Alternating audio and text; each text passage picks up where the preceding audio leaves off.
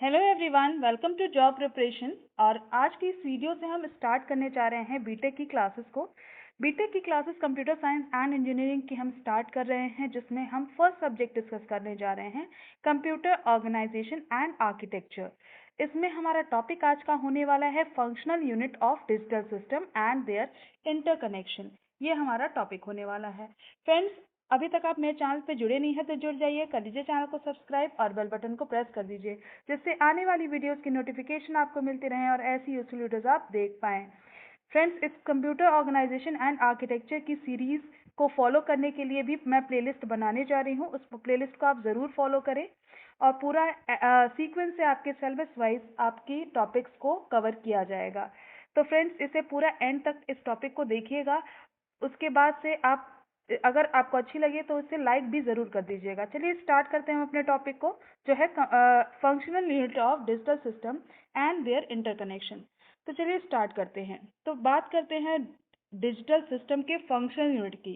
तो digital system, कोई भी डिजिटल सिस्टम हो, हमारा कंप्यूटर भी क्या होता है, एक डिजिटल सिस्टम होता है। ठीक है। तो हमारा जो कंप्यूटर सिस्टम है, इसके कौन कौन से फंक्शनल यूनिट्स होते हैं, कौन कौन से फंक्शन यूनिट के थ्रू हम इसमें काम करते हैं और उनमें क्या क्या कनेक्शंस हम जो है इस्टेब्लिश करते हैं। तो इसके लिए हम जो हमारा कंप्यूटर ऑर्गेनाइजेशन है, ये हमारा डिस्क्राइब करता है किसी भी डिजिटल सिस्टम के फंक्शंस को, और जो भी उसके वेरियस यूनिट्स हैं उसके डिज़ाइन को भी डिस्क्राइब करता है कंप्यूटर ऑर्गेनाइजेशन। तो कंप्यूटर ऑर्गेनाइजेशन हम पढ़ते क्यों हैं? कंप्यूटर ऑर्गेनाइजेशन में हमारा जो भी डिजिटल सिस्टम है, जैसे हमारा कंप्यूटर सिस्टम है, कंप्यूटर सिस्टम में जैसे हमारे फंक्शन यूनिट लगे होते हैं, इनको कंप्यूटर ऑर्गेनाइजेशन डिस्क्राइब करता है। और इसके साथ साथ जो भी यूनिट्स लगे हुए हैं हमारे कंप्यूटर सिस्टम के अंदर, उसके डिज़ाइन को भी डिस्क्राइब करता है कंप्यूटर ऑर्गेनाइजेशन। इसलिए हम कंप्यूटर ऑर्गेनाइजेशन को हमारे कंप्यूटर साइंस ब्रांच में पढ़ते हैं। तो आगे बढ़ते हैं। इसमें जो आपका computer system, general purpose computer system होता है, ये हमारा सबसे ज़्यादा अच्छा एग्जाम्पल है किसी भी डिजिटल सिस्टम के लिए। और भी एग्जाम्पल हैं हमारे डिजिटल सिस्टम के, जैसे कि हमारा टेलीफोन स्विचिंग एक्सचेंज हो गया, ये भी आपका डिजिटल सिस्टम है। कोई डिजिटल वोल्ट मीटर आपने देखा होगा, वो भी हम आपका क्या है, एक डिजिटल सिस्टम है। डिजिटल काउंटर, या फिर जो आप कैलकुलेटर यूज़ करते हैं, इलेक्ट्रॉनिक कैलकुलेटर, वो भी आपका क्या है, एक डिजिटल सिस्टम है। ठीक है। तो ये सारे जितने भी डिजिटल डिवाइसेस आप देखोगे, इसको हम डिजिटल सिस्टम बोलेंगे, क्योंकि इसमें हम डिजिटल ऑपरेशंस कर रहे हैं। ठीक है। तो कंप्यूटर आर्किटेक्चर जो है वो आपका, ये जितने भी आपके डिजिटल सिस्टम हैं उसके हार्डवेयर यूनिट से भी डील करता है। ठीक है। और इसमें जो भी हार्डवेयर यूनिट्स में इंस्ट्रक्शन सेट इस्तेमाल किया जाता है, जैसे मान लीजिए अगर प्रिंटर है तो वो हमारा एक हार्डवेयर है। आपको पता है, प्रिंटर में अगर हमको प्रिंट करना है तो उसको हमें इंस्ट्रक्शन देना होगा। तो जो भी इंस्ट्रक्शन सेट के स्पेसिफिकेशंस होते हैं, उससे डील करता है कंप्यूटर आर्किटेक्चर। ठीक है। या फिर कोई भी इंस्ट्रक्शन हम हार्डवेयर यूनिट्स पे इम्प्लीमेंट कर रहे हैं, जैसे हमने बताया कि प्रिंट करना है अगर आपको प्रिंटर से, यानी हार्डवेयर यूनिट पे आपको इंस्ट्रक्शन दे रहा है प्रिंट करने का, तो ये प्रिंट का इंस्ट्रक्शन इम्प्लीमेंट करने के लिए हम कंप्यूटर आर्किटेक्चर का इस्तेमाल करेंगे। फाइन। आगे बढ़ते हैं। तो कंप्यूटर हार्डवेयर में कौन कौन से डिवाइसेस आ जाएंगे? कंप्यूटर हार्डवेयर में आपके इलेक्ट्रॉनिक सर्किट्स आ जाएंगे। जो भी डिस्प्ले है यानी मॉनिटर आपका हार्डवेयर के अंदर आ जाएगा। Magnetic and optic storage media जो होते हैं, जो भी स्टोरेज मीडिया आप यूज़ कर रहे हैं, वो भी आपका हार्डवेयर यूनिट में आ जाएगा। और भी जो भी कम्युनिकेशन फैसिलिटीज़ आप यूज़ कर रहे हैं, वो भी आपका हार्डवेयर यूनिट के अंदर आएगा। फंक्शन यूनिट जो होते हैं वो आपके क्या होते हैं? जैसे हम सीपीयू की बात करें, सीपीयू के अंदर हम प्रोसेसिंग करते हैं। कंप्यूटर सिस्टम में जो भी ऑपरेशंस होते हैं वो हम सीपीयू के द्वारा करते हैं। सीपीयू को हम ब्रेन ऑफ कंप्यूटर बोलते हैं, क्योंकि सारी प्रोसेसिंग, कंप्यूटर सिस्टम की सारी प्रोसेसिंग हम सीपीयू के अंदर करते हैं। तो फंक्शनल यूनिट जो होंगे, जो हमारे कंप्यूटर सिस्टम के लिए काम करेंगे, वो यूनिट्स आपके कहाँ होंगे? सीपीयू के अंदर होंगे। तो फंक्शनल यूनिट जो होंगे वो सीपीयू का ही पार्ट होंगे। ठीक है। सीपीयू के पार्ट होंगे, तभी वो क्या करेंगे, फंक्शन करेंगे आपके कंप्यूटर सिस्टम के लिए। और यही फंक्शनल यूनिट जो हैं, जो सीपीयू में लगे होते हैं, वही आपकी ऑपरेशंस करते हैं, जो भी ऑपरेशंस, जो भी आपके एडिशन सब्ट्रैक्शन, जो ऑपरेशंस करने हैं कंप्यूटर सिस्टम के अंदर, वो आपके फंक्शनल यूनिट ही करते हैं। ठीक है, उसके साथ साथ कैलकुलेशंस भी आपके सीपीयू में, जो आपकी प्रोसेसिंग के थ्रू कैलकुलेशंस होते हैं, वो आपके फंक्शनल यूनिट द्वारा ही किए जाते हैं।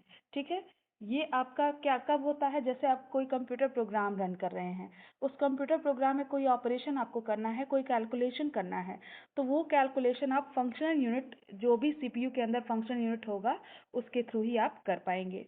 ठीक है, फंक्शनल यूनिट, जो कंप्यूटर सिस्टम का फंक्शनल यूनिट होता है, वो आपका सीपीयू का पार्ट होता है, जैसा कि आपको पता है। ये आपका क्या करता है, ऑपरेशन एंड कैलकुलेशन, जैसा कि आपको पता है। अब आगे बढ़ते हैं, तो कंप्यूटर में हमारे 5 मेन कंपोनेंट्स लगे होते हैं, जो कि आपके कौन कौन से होते हैं, यहाँ पे आप देख सकते हैं, डायग्राम में आपको दिया हुआ है। जैसे इनपुट यूनिट होता है। ठीक है, सबसे पहले हम क्या करते हैं कि कोई भी डेटा होगा, डेटा को हम क्या करेंगे, डेटा को हम पहले इनपुट करेंगे कंप्यूटर के अंदर। अब कंप्यूटर के अंदर हमको अगर कोई डेटा इनपुट करना है, तो उसके लिए हमें क्या ज़रूरत होगी, इनपुट यूनिट की। इनपुट यूनिट के थ्रू ही हम डेटा को इनपुट कर पाएंगे कंप्यूटर के अंदर। ठीक है, इसके लिए इनपुट यूनिट सबसे पहला कंपोनेंट। दूसरा कंपोनेंट होता है आपका सेंट्रल प्रोसेसिंग यूनिट। कौन सा होता है, सेंट्रल प्रोसेसिंग यूनिट। और इसी के अंदर दो कंपोनेंट्स होते हैं आपके, कंट्रोल यूनिट और आपके होते हैं अर्थमेटिकल एंड लॉजिकल यूनिट। ठीक है, तो हमारा दूसरा कंपोनेंट क्या हो गया, सेंट्रल प्रोसेसिंग यूनिट। इसमें हमारी प्रोसेसिंग होगी, जो भी हमने इनपुट दिया है डेटा, उसकी प्रोसेसिंग सेंट्रल प्रोसेसिंग यूनिट के अंदर उसकी प्रोसेसिंग होगी। ठीक है, अब प्रोसेसिंग होने के बाद उस डेटा को कहीं ना कहीं स्टोर करना पड़ेगा, तो उसके लिए हमें ज़रूरत होगी स्टोरेज यूनिट या फिर मेमोरी यूनिट की।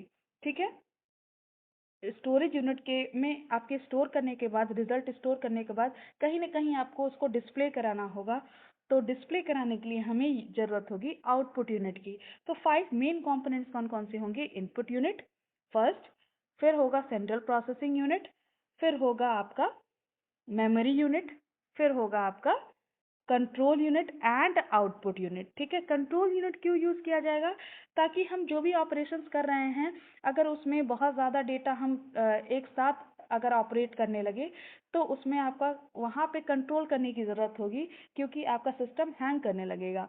तो वहाँ पे हम यूज़ करेंगे कंट्रोल यूनिट का। कंट्रोल यूनिट के बहुत सारे काम हैं, ये हम आगे की वीडियोज़ में कवर करेंगे। ठीक है, आगे बढ़ते हैं, तो चलते हैं एक एक करके सारे कंपोनेंट्स को देख लेते हैं।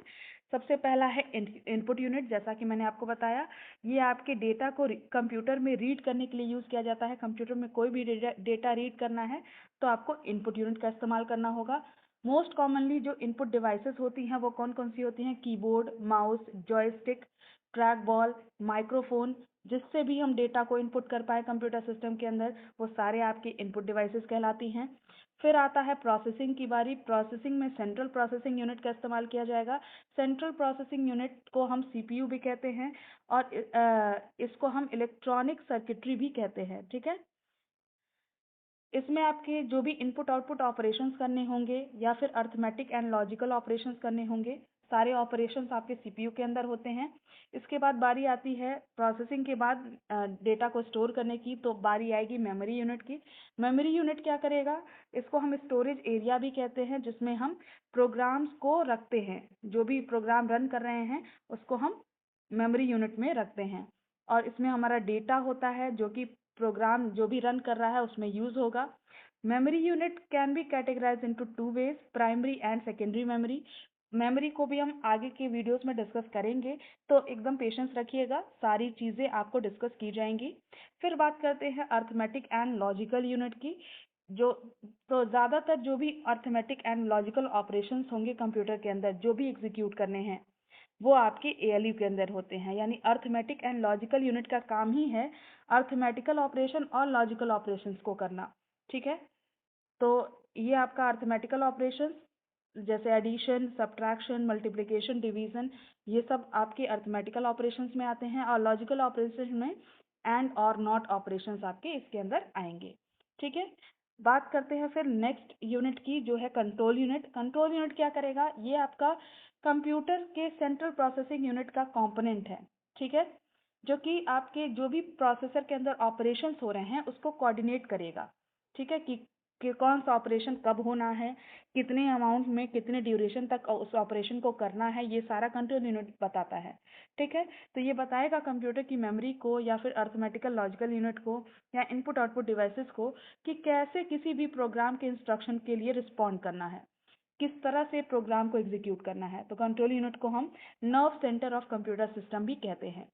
नेक्स्ट लास्ट वन है आपका आउटपुट यूनिट। ये आपका क्या होता है, प्राइमरी फंक्शन क्या होता है आउटपुट यूनिट का, ये आपके रिजल्ट को यूजर तक पहुंचाएगा।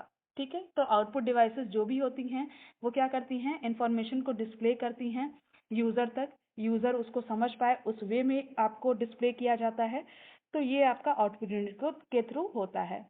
आई होप आपको समझ में आया होगा। वीडियो पसंद आई हो तो लाइक कर दीजिएगा।